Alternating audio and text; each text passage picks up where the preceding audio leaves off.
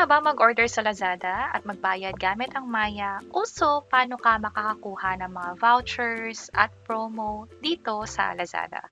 By the way, kung first time mo sa channel na to and gusto mo pa ng mga online tutorial videos katulad nito, please click the subscribe button. Ito yung Lazada account ko. Nakapag-sign up na tayo dati and this time pwede na tayong mag-order.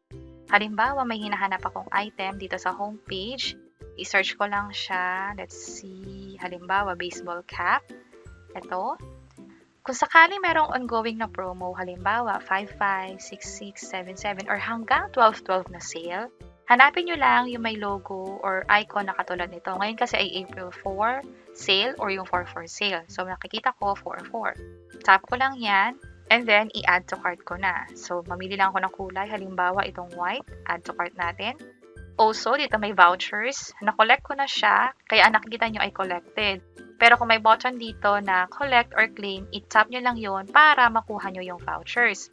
At speaking of vouchers, madalas may magpa-pop up na vouchers na in-offer dito sa Lazada. I-claim nyo lang yon. Kung sakaling wala naman, and alam nyo na may sale, halimbawa sa calendar, nag-match yung month and day, katulad ng 5/5, 7/7, 8/8, 10/10, 11/11, or 12/12, for sure may mga binibigay na voucher. Punta lang kayo sa account, dito sa bandang baba, and then, meron ditong voucher center. Mula dito, magpapakita na yung lahat ng vouchers na ino-offer sa Lazada.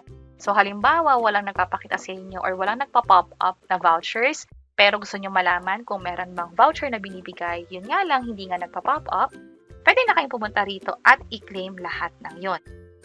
Katulad nito, mag-collect ka lang ng mag-collect para makuha mo yung mga vouchers. Merong vouchers sa store-wide or sa Lazada. Meron naman per brand, katulad nito. And then, mapupunta siya dito sa bandang taas. Yung nakikita mong percentage na sign. Andito yung mga nakolekta mo ng vouchers. And then, meron ditong Lazada-wide, merong store credit kung may nakuha man kayo. Now, dahil meron na tayong vouchers, pwede na natin magamit din yon sa pag-order online. At halimbawa nga, nagdagdag ka pa na nagdagdag ng item, pwede mo nang bilhin yon or i-check out. Paano? Pumunta rito sa cart at i-check lang yung mga item na gusto mo na talagang bilhin. Hindi kasi common na nasa cart mo siya ay mabibili na siya agad or automatically mababayaran mo. Instead, kailangan mo muna siyang i-check. Halimbawa, final review ko na at tingin ko ay yung iba hindi ko muna siya bibilhin. Katulad nito.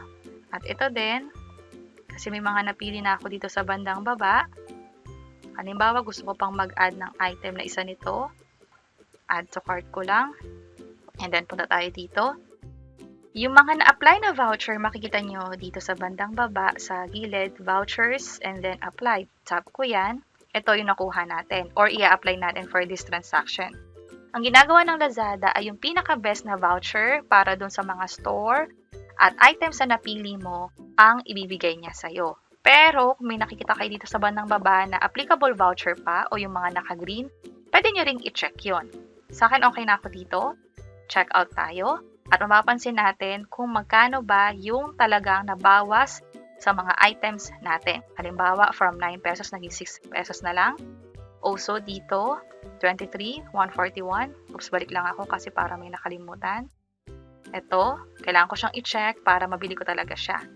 Yun yung halimbawa ng dapat pang i-check para ma-place order na talaga.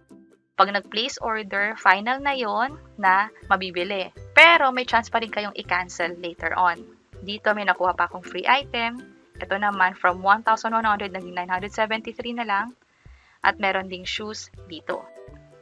Sa bandang baba, ito na yung mga series of discounts. Kung meron din kayong alam na voucher code, halimbawa ngayon meron, apply ko lang to. Mapapansin nyo, magbabago yung dito sa bandang baba. Apply ko yan.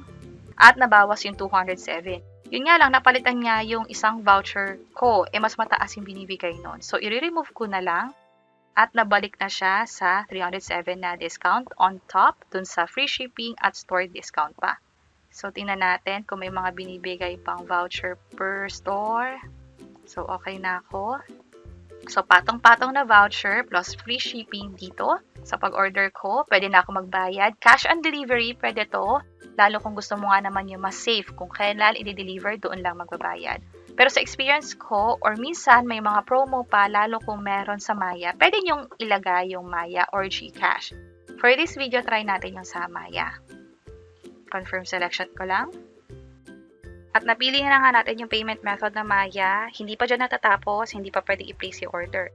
Tap ko yung Maya ulit kasi kailangan i-link yung account. Kapag hindi nyo click yung Maya for the second time, possible cash on delivery yung mangyari. So, i-enter lang dito yung cellphone number sa Maya or yung email address. And then, yung password naman, pwede nyo i-tap itong eye icon para ma-make sure kung tama ba yung password na in-enter ninyo. Sa akin, okay naman na. Tap ko na itong login. After, ilagay naman dito ang one-time PIN or yung code na may receive sa phone. At ito yung text na yon. Tandaan na pag may na-receive ka yung OTP, wag na wag itong ibibigay sa ibang tao. Click ko yung allow. At may mga notification or text message tayong ma-receive about this transaction na ginagawa natin. So, na-link na natin yung Maya account at ang maganda pa dyan, kung sakaling may promo kapag Maya yung gagamitin ninyo, pwede nyo nang magamit yun. Tap ko na tong place order. At nasa sa inyo pa rin kung gusto nyo ay cash on delivery or Maya yung payment method na gagawin ninyo. May kanya-kanyang benefits. Mas safe kung cash on delivery. Pwede rin naman Maya para nga naman mas convenient at hindi na magpe-prepare ng exact na pangbayad pag dumating na yung mag-deliver. Punta tayo sa view order at ito na, nasa to ship na siya. At mula dito, pwede pa rin i-change yung address. Tap natin yan. At pwede niyang i-cancel yung order just in case na magbago yung isip. Katulad nito, tap mo lang yung cancel at pwede mag-proceed. Later on, mas i-discuss pa natin kung ano mangyayari sa pag-cancel, kung ano mangyayari dun sa voucher code, at kung isang item lang ba yung pwede i-cancel or lahat ba dapat i-cancel. At ngayon nga ay nasa to ship siya. Eventually, kapag na-pack na ni seller yung mga items na to, mapupunta na siya sa to receive at makaka-receive kayo ng mga update. Katulad nito, na-deliver na yung ibang items na in-order ko. Pwede ko na siyang i-review. Kapag sinap ko yung order received, ibig sabihin, hindi na siya pwedeng ma-return or refund. Ngayon lang siya pwedeng gawin hanggat may oras pa or meron deadline dito, you can confirm refund or confirm payment until this date. So, i-make sure nyo na kapag na-receive nyo yung item, i-check nyo na agad, videohan nyo yung item kung tama ba, para nga naman pag ibabalik ninyo, may proof kayo kung mali ba talaga yung item na na-deliver sa inyo.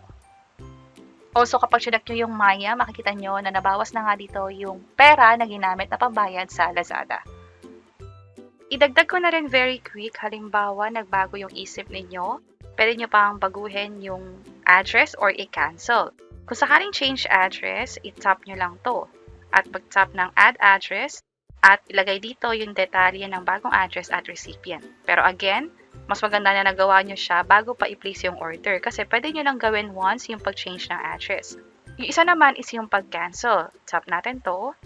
And then, let's say gusto kong i-cancel. Siya nga pala sa pag-cancel, pag gumagamit ng voucher, hindi pwedeng isang item lang. Kapag umorder ka na gumagamit ng voucher, yung lahat ng order mo ang dapat i-cancel. Halimbawa, ang gusto ko lang i-cancel itong cap. Cancel natin yan. Tapos, uncheck ko yung iba. And then, check ko lang to. Kung mapapansin nyo, kahit isa lang yung piliin ko, itong cap lang, na-check talaga lahat. Dahil dito sa bandang taas nakalagay na items of the same bundle or using the same voucher or retail will also be canceled altogether. Andito yung cancellation reason.